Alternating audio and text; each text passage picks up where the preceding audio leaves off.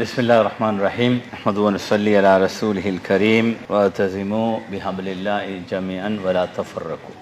இன்றைய இந்த நிகழ்வில் இடைக்கால மாவட்ட செயற்குழுவின் தலைவராக தேர்வு செய்யப்பட்டிருக்கின்ற முன்னாள் ஆளுநர், அமைச்சர், பாராளுமன்ற உறுப்பினர் சகோதரர் எம்எல்ஏ ஹிஸ்புல்லா அவர்களே, எமது பிரதி தலைவராக தெரிவு செய்யப்பட்டிருக்கின்ற பிரதி தலைவர் சகோதரர் முன்னாள் பாராளுமன்ற உறுப்பினர், ஏறாவூர் நகரசபையின் தவிசாளர் சகோதரர் நலீம் அவர்களே, இந்த இடைக்கால செயற்குழுவின் செயலாளர் சகோதரர் தபால் அதிபர் சகோதரர் நசீர் அவர்களே, உபதலைவராக தெரிவு செய்யப்பட்ட எங்களுடைய சட்டத்தரணி சகோதரர் ரிஃபான் அவர்களே, எங்களுடைய பொருளாளர் அந்தஸ்தை அலங்கரிக்கின்ற சகோதரர் ஃபைரூஸ் அவர்களே, வருகை தந்திருக்கின்ற கட்சியின் மட்டக்களப்பு மாவட்ட சிரேஷ்ட உறுப்பினர்களே, உங்களில் பலர் பிரதேச சபை,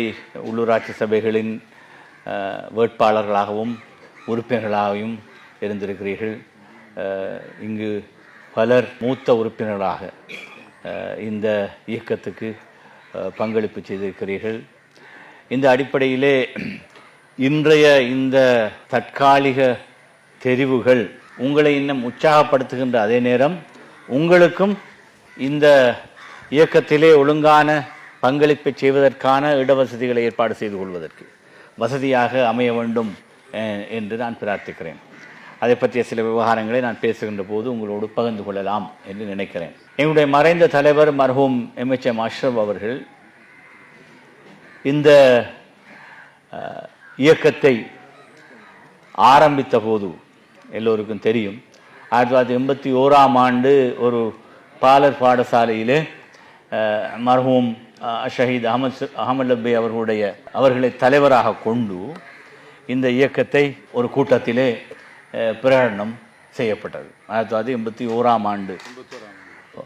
அதுக்கு பிற்பாடு ஒரு அரசியல் கட்சியாக 86ஆம் ஆண்டு கொழும்பிலே பாஷா வில்லாவிலே நாங்கள் ஒரு அரசியல் கட்சியாக அதை பிரகடனம் செய்தோம். அந்த பிரகடனம் செய்கிற நிகழ்வில் ஒரு 50 பேர் தான் இருந்தார்கள். அந்த கட்சி தான் இன்று நாடளாவிய ஒரு பெருவிருட்சமாக வளர்ந்து கிளைவிட்டு இன்று வியாபித்திருக்கிறது. இதை மட்டக்களப்பு மாவட்டத்திலே ஆரம்பிக்கின்ற போது ஒவ்வொரு ஊரிலும் மிகச் சிலர்தான் இந்த கட்சியின் கொடியை தாங்கி பிடிக்கிற ஒரு ஆரம்ப நிகழ்வாக அது நடந்தாலும் காலப்போக்கிலே, குறிப்பாக முதலாவது உள்ளூராட்சி சபை தேர்தல் ஒன்று பிரகடனப்படுத்தப்பட்டு அது நடக்கவில்லை. அப்படி நடத்திய போது நாங்கள் ஒரு கட்சியாகவும் பதிவு செய்யப்பட்டிருக்கவில்லை. அந்த கட்டத்திலே தான் சகோதரர் ஹிஸ்புல்லா அவர்கள் ஒரு இளைஞராக நாங்கள் உள்ளூராட்சி சபை தேர்தலிலே போட்டியிடுவதற்கு அந்த கட்சியை நாங்கள் முன்னிறுத்தினோம். தராசு சின்னத்திலே நாங்கள் போட்டியிடுவது என்ற அடிப்படையில் அந்த கட்சி ஸ்தாபிக்கப்பட்டது. இப்போது அந்த தராசு சின்னத்தை நாங்கள் வைத்துக் கொண்டிருக்கிறோம். இன்னும் மகரிபுக்கு பாங்கு ஒலித்திருக்கிற நிலையில் நான் மாறி தொழுகைக்கு பிறகு எங்களுடைய பிரதேச சபை உறுப்பினர்களுடைய மகனுடைய நிக்கா வைபவம் இருக்கிறது. அதற்கும் போய் சேர வேண்டும்.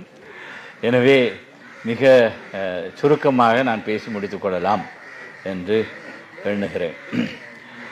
ஏற்கனவே சொன்னது மாதிரி நாங்கள் ஒரு இயக்கமாக எப்படி ஆரம்பித்தோம், வியாபித்து வளர்ந்தோம் என்பதெல்லாம் வரலாறு. அதே நேரம் எங்களுக்கு இந்த கட்சியை வளர்த்தவர்கள் பட்டியலில் நிறைய பேர் இன்று எங்களுக்கு மத்தியிலே இல்லை. இன்னும் பலர் முதுமை நிலையை அடைந்திருக்கிறார்கள். ஆனால் எல்லா கட்சிகளும் போல எங்களுடைய இயக்கமும் ஒரு தேக்க நிலைக்கு வந்துவிடக்கூடாது என்பதற்காகத்தான் இன்று சகோதரர் ஹிஸ்புல்லா அவர்கள் சொன்னது மாதிரி இளைஞர்களை கட்சி மயப்படுத்துவது என்ற பணியை நாங்கள் இன்னும் சிறப்பாக செய்ய வேண்டும் என்கிற ஒரு அவசியம் இருக்கிறது. அதே நேரம் இன்று இந்த சமூக வலைத்தள ஊடக செயல்பாடுகள் என்ற விவகாரம் எல்லா கட்சிகளுக்கும் ஒரு மிக மிக அவசியமான ஒரு செயற்பாட்டு தளமாகவும் அடையாளம் காணப்பட்டிருக்கிறது. இன்று ஆட்சியில் இருக்கிற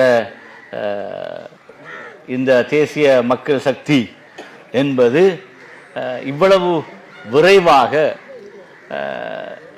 ஆட்சியை கைப்பற்றிக் கொள்வதற்கு அவர்களுக்கு நாடு முழுக்க இருந்த அவருடைய வாக்கு வங்கி ஒரு 4 லட்சத்தை தாண்டவில்லை.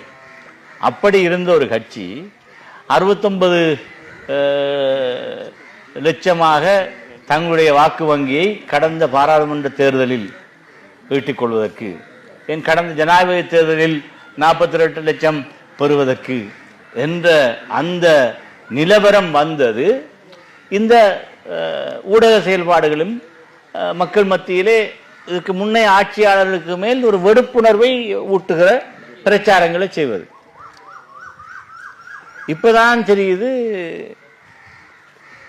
அவர்கள் 2 தடவை ஆட்சியிலே இருக்கிற போது, எல்லாருக்கும் தெரியும் மஹிந்த ராஜபக்ஷ ஆட்சி காலத்திலே இருந்தார்கள், அதுக்கு பிறகு இப்ப இருக்கிறார்கள். இந்த 2க்கும் இடையில மாத்திரம்தான் மாமிசம் சாப்பிடாதாக்களாக அடையாளம் காட்டிக் கொள்கிறார்கள். அது இங்கிலீஷில் சொல்லுவாங்க, you are vegetarian between meals. மிக லேசி. 2 சாப்பாடுகளுக்கு இடையில நான் வெஜிடேரியன் என்று சொல்லிக் கொள்றேன். 2 ஆட்சியிலையும் கடும் வேலை பார்த்திருக்காங்க. இந்த குமார ஜெயக்கொடி எங்கட அனுரகுமார அமைச்சர இருக்கக்குள்ள அவரை வலுக்கட்டாயமாக கொண்டு வந்து இந்த பசலை கொள்வனவு செய்யறதுக்கு அவரை தான் கொள்வனவு பொறுப்புக்கு போட்டார். அந்த நேரம் அந்த கொள்வனவுல நடந்த ஊழல் தான் இப்ப வழக்காக லஞ்சா ஊழல் ஆணைக்குழுவால போடப்பட்டிருக்கு. அதே ஆளை திருப்பி தான் ஜனாதிபதியான ஒண்ணு அமைச்சராக கொண்டு வந்து இந்த நிலக்கரி மோசடிக்கு அவர்தான் காரணம் என்ற விஷயம் வெளிவார நேரம். இப்ப 2 அரசாங்கத்துக்கு இடையில தான் இவங்க மாமிசம் சாப்பிடாதாக்கள். இப்ப நிலக்கரியை சாப்பிட்டு பார்க்கிறேன்னு இருக்கிறார் ஜனாதிபதி. அப்ப இது ஒரு பெரிய ஒரு பிரச்சாரமாக என்று இந்த ஆட்சியாளர்களுக்கு எதிராக என்று செய்யப்படுகிற காலம் வந்திருக்கிறது. ஆனால் இவர்களுடைய ஆட்சி செயல்பாடுகள் மிகவும் ஆபத்தான ஒரு நோக்கத்தோடு செய்யப்படுகிறது.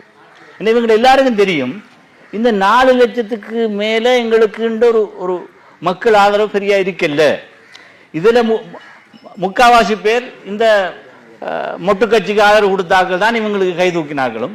அதே நேரம் எங்கட சரப்புகள் முஸ்லிம்கள் எடுத்துக்கொண்டா நிறைய பேர் இவங்கட பிரச்சாரத்தில் அள்ளுப்பட்டு போனாக்கள். சும்மா நாடு வங்குரோத்து நிலையை அடைஞ்சிட்டு என்று சொல்லி இதுக்கு எல்லாம் இவங்க ஆட்சியில் இருந்த அத்தனை பேர் தான் காரணம் என்று சொல்லி தெரிஞ்சு அந்த பிரச்சாரத்தை நம்பினாக்கள். இப்பதான் அவங்களுக்கு விளங்குது என்ன நடக்குது. அதனால இவங்க என்ன செய்யறாங்கன்னா ஒவ்வொரு ஊரா பிரஜாசக்தி ஒரு சாமான கொண்டு வந்து நுழைக்காங்க. இது மிக ஆபத்தான ஒரு விஷயம். எந்த விதமான ஜனநாயக முறைக்கும் புறம்பாக இவங்க இன்றைக்கு நிர்வாக கட்டமைப்பை கட்டுப்பாட்டுக்குள்ள கொண்டாடுறதுக்கு இவங்களை வச்சுக்கிட்டு அவங்க ஊடாக எல்லா விஷயங்கள்லையும் ஒவ்வொரு ஊருக்குள்ளேயும் பூந்து வேலை செய்யறதுக்கான சில வேலை திட்டங்கள் நடக்குது.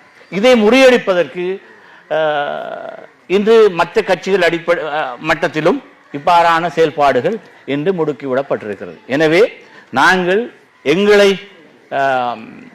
இயக்க ரீதியாக பலப்படுத்திக் கொள்வதும் பலமான ஒரு கட்சியாக இருக்கிற நாங்கள் இந்த செயல்பாடுகளை விரிவுபடுத்துவதும் மிக அவசியமான ஒரு தேவைப்பாடு என்பதை நாங்கள் எல்லோரும் இனங்காண வேண்டும். அந்த அடிப்படையிலே தான் இன்றைய கூட்டத்தை நான் நீண்ட நேரம் கதைப்பது என்னுடைய நோக்கம் அல்ல. மிக சுருக்கமாக இந்த விஷயங்களை சொல்லி, என்றால் மாரிபு தொழுகைக்கு பாங்கும் சொல்லி இருக்கிற நிலையில் இதை நீட்டிக்கொண்டு போவது என்னுடைய நோக்கம் அல்ல. நாங்கள் 4 மணிக்கு அந்த கூட்டத்தை அறிவித்திருந்தாலும்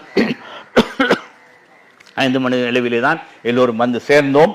ஆனால் எங்களுடைய செயல்பாடுகளை இதைவிடவும் மும்முரமாக தீவிரமாக முன்னெடுக்க வேண்டிய ஒரு கட்டத்திலே நாங்கள் இருக்கிறோம். அதை சரிவர செய்ய வேண்டும். இந்த விஷயத்திலே நான் சகோதரர் உதுமாலபே அவர்கள் இங்கு இருக்கிறார்கள். அவர்கள் இந்த கட்சிக்கு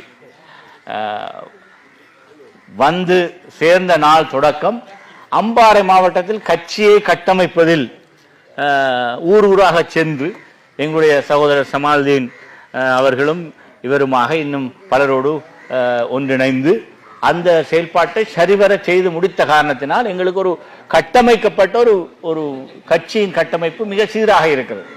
அதனுடைய விளைவை நாங்கள் கடந்த தேர்தல்களிலே பார்த்தோம். எனவே அந்த அடிப்படையில் மட்டக்களப்பு மாவட்டத்திலும் நாங்கள் எங்களுக்குரிய ஆசனத்தை தொடர்ந்தும் பல சவால்களுக்கு மத்தியில் பேணி வந்திருக்கிறோம், காப்பாற்றி வந்திருக்கிறோம். எனவே அந்த அடிப்படையிலே இந்த மாவட்டத்தில் இன்னும் வீரியத்துடன் கட்சியை முன்னெடுத்து செல்வதற்கான அந்த கட்டமைப்பை இந்த மாவட்ட செயற்குழுவை சரிவர மறுசீரமைப்பதன் மூலம் நீங்கள் எல்லோரும் செய்வதற்கு உங்களுடைய பங்களிப்பை நல்குவீர்கள் என்று அன்புடன் எதிர்பார்த்து என்னுடைய உரையை நிறைவு செய்கிறேன். நன்றி. வாரதவான அல்ஹம்துலில்லாஹி ரப்பில் ஆலமீன்.